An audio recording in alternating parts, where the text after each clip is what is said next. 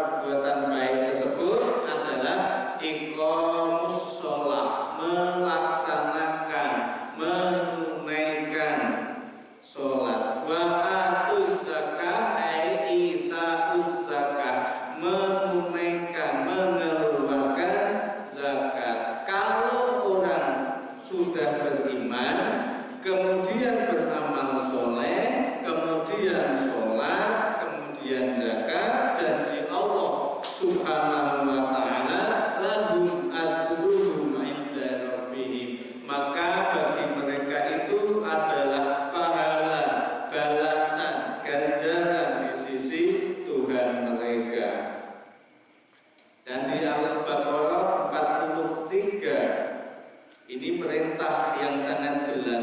Kalau tadi berupa fi'il madhi, di sini fi'il amri, jelas sekali perintah. Wa aqimus sholata wa atuz zakata. Lagi-lagi kata zakat itu dibarengkan dengan kata sholat. Aqimus sholat, tunaikan, laksanakan sholat.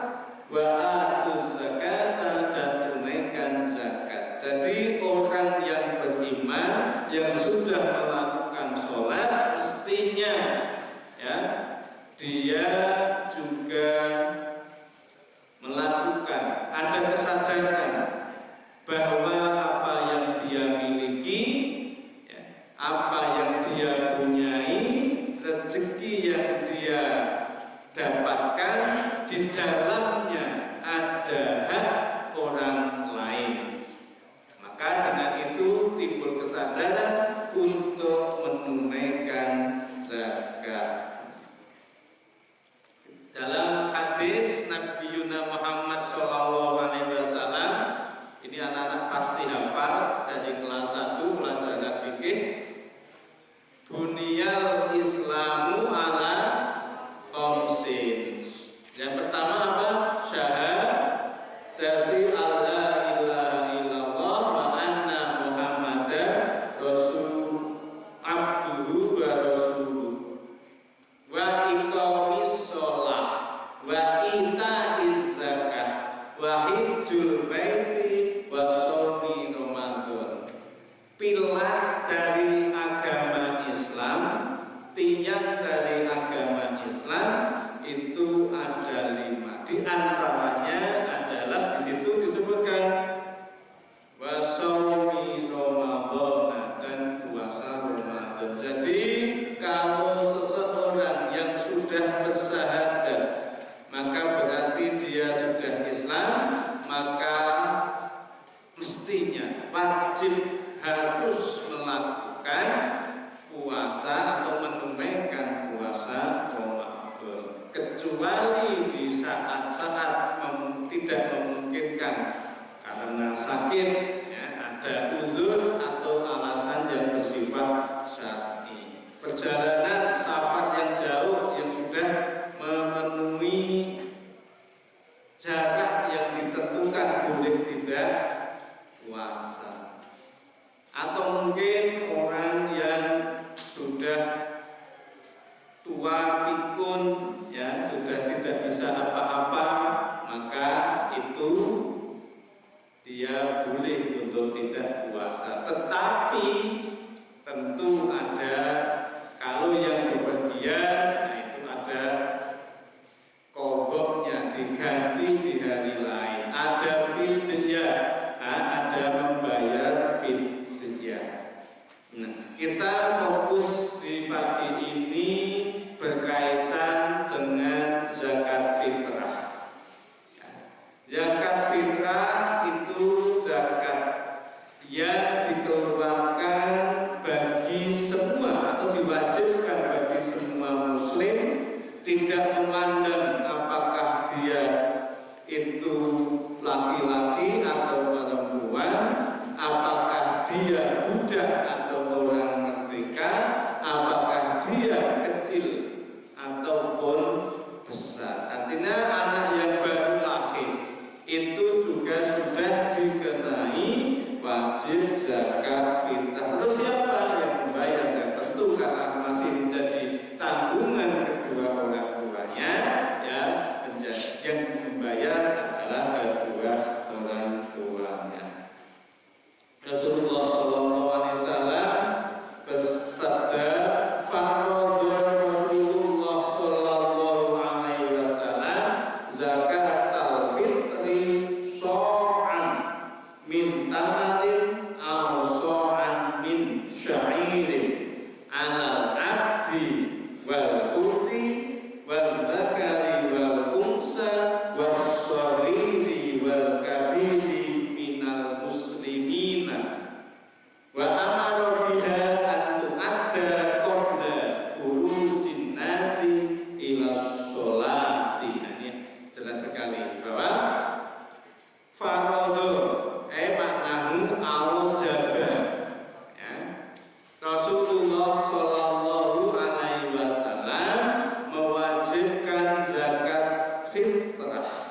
Siapa saja yang diwajibkan di situ atau apa yang dikeluarkan untuk zakat fitrah? So'an, satu sok, ya, satu sok itu kalau di takaran 2,5 kalau bahkan ada yang sampai ke 2,7, kalau sekarang ada yang dia tidak kurang itu 3 kilo. Nah, karena di Mekah itu makanan pokoknya adalah kurma, maka di sana so'an min tamarin wa so'an min syairin atau gandum. Nah, terus di Indonesia bagaimana? Nah, ini. Maka di Indonesia itu karena makanan pokoknya itu beras, maka dinisbahkan pada makanan pokok yaitu beras. Berapa satu sok? Nah, ini so'an berapa satu sok? Yaitu setara dengan 2,5 atau 2,5. Namun ada yang sangat berhati-hati sehingga bayarnya lebih dari itu. Ya, ada yang dia genapi dia 3 kilo. Nah, kalau di rumah itu ada 4 orang, kalau membayarnya 2,5, maka ya 10 kilo. Karena ini zakat untuk mensucikan diri, jangan sampai dikurangi, ya. Karena untuk membersihkan diri kita. Syukur dilebihkan tadi, ada yang hati-hati membayarnya per orang 3 kilo. Nah, seperti itu. Kemudian selanjutnya anak-anak sekalian dipilih berasnya yang bagus.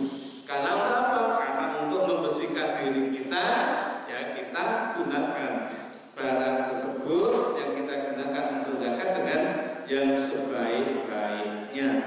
Jangan sampai yang kita makan sehari-hari bagus dan enak, justru untuk zakat kita gunakan yang ala kadarnya, ya. Jangan sampai, ya.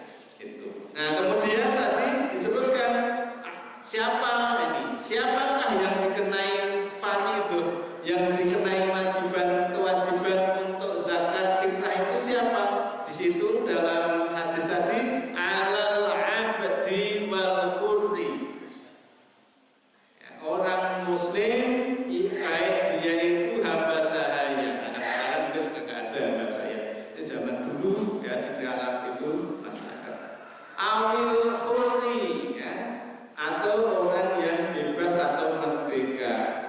Kemudian laki-laki wal unsa, perempuan, wasogiri wal kabiri, baik dia masih kecil, masih bayi ataupun sudah dewasa, semuanya dikenai kewajiban atau fardhu zakatil fitrati. Jadi anak-anakku sekalian, kemudian waktunya kapan? Nah, di dalam hadis ini sudah jelas sekali, ya. Hadis ini tadi menerangkan satu tentang berapa takarannya, ya kan? Kemudian siapa yang wajib mengeluarkan zakat fitrah, kemudian kapan waktunya. Nah, di sini dalam hadis tadi wa amara biha an tu'adda, bukan tu'addi. Kalau ada yang addi artinya apa, anak? Ada yang addi, adaan makmuman, ada yang addi melakukan, ada yang addi. Kalau tu'adda artinya apa? Ditunaikan, dilakukan. Zakat fitrah itu an tu'adda qabla khurujin nasi ila sholati. Sebaiknya, ya, waktu yang terbaik untuk mengeluarkan zakat fitrah itu kapan? Ini disebutkan qabla khurujin nasi ila sholati, sebelum para kaum muslimin itu pergi keluar, ke lapangan atau ke masjid ila sholati. Di sini sholatnya meskipun tidak dijelaskan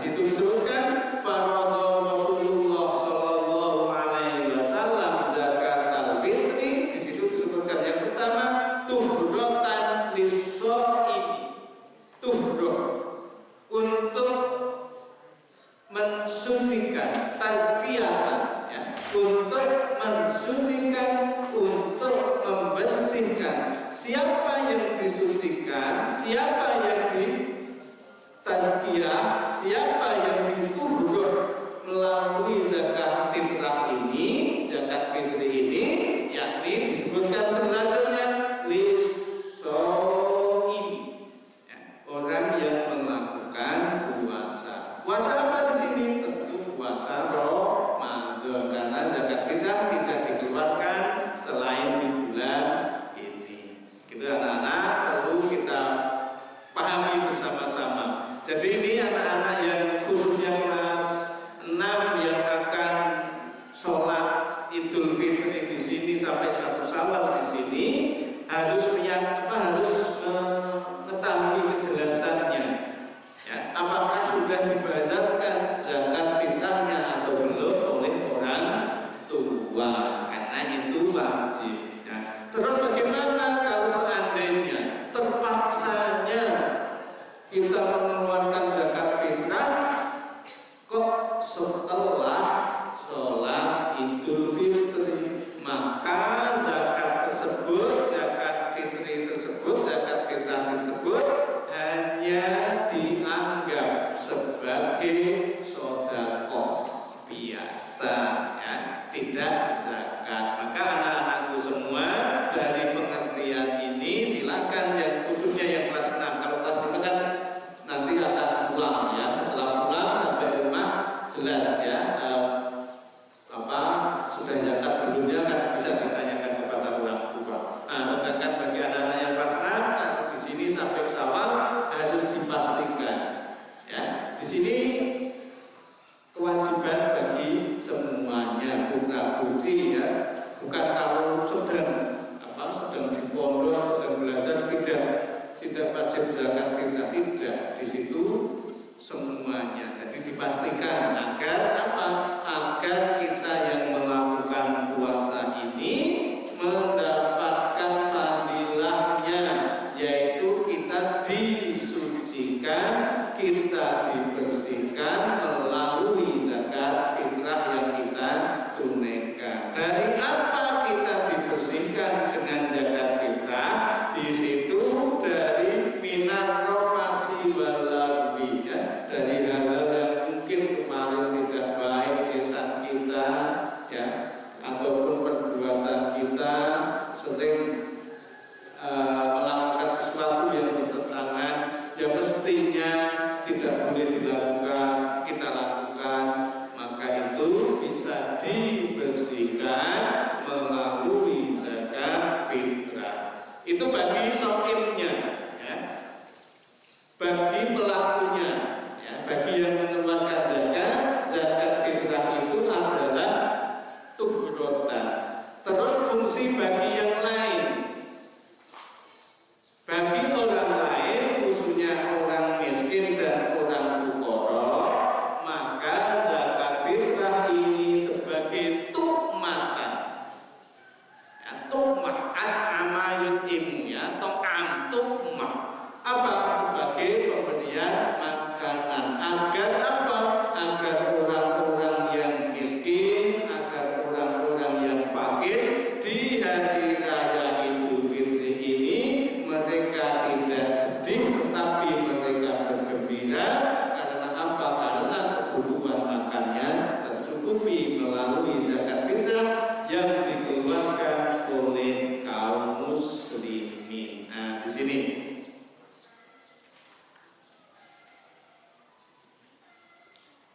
kemudian selanjutnya tadi sudah disebutkan kapan waktunya. Kemudian ada hadis lagi yang spesifik yang menyatakan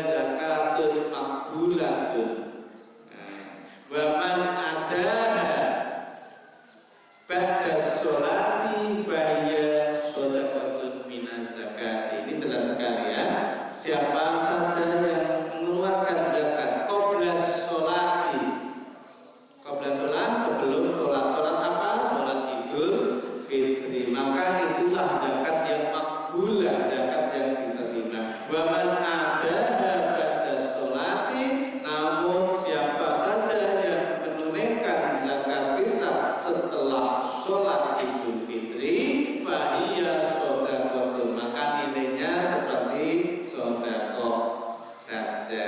Nah, ini.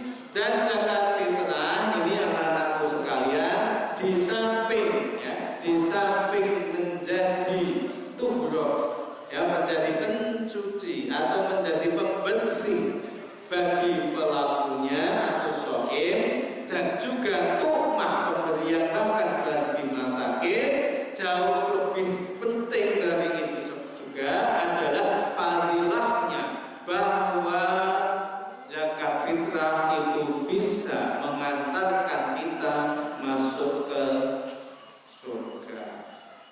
Suatu ketika ada seorang lelaki datang kepada Rasulullah Shallallahu Alaihi Wasallam, kemudian orang tersebut minta nasihat, bertanya kepada Rasulullah, akhbirni, akhbirni ala amalin yudkhilunil jannah. Wahai Rasulullah, beritahukan kepadaku tentang apa?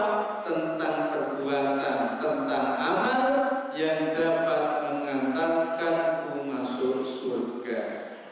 Lalu qala Rasulullah sallallahu alaihi wasallam, ta'budu wa la tusyriku bihi.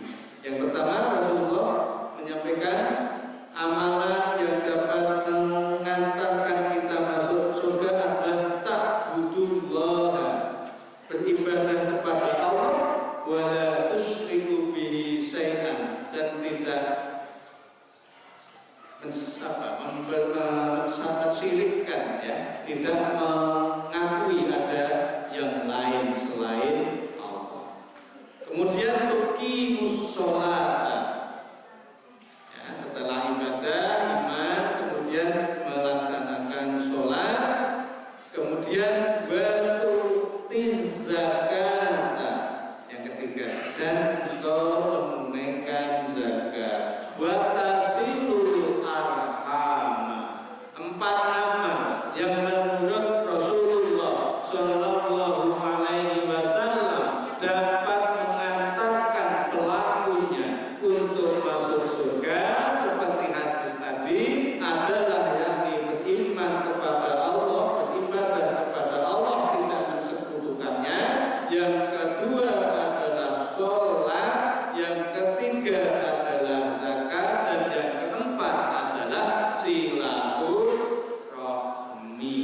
Maka anak-anakku sekalian, mari kita senantiasa menguatkan diri, ya, untuk selalu meyakinkan, meneguhkan ulang keyakinan kita bahwa hanyalah Allah Subhanahu wa Ta'ala semata, ya, tidak ada Tuhan, la ilaha illallah, la ilaha illa anna fa'budni, tidak ada Tuhan selain Allah, tidak ada Tuhan selain aku, Allah, fa'budni, maka sembahlah aku.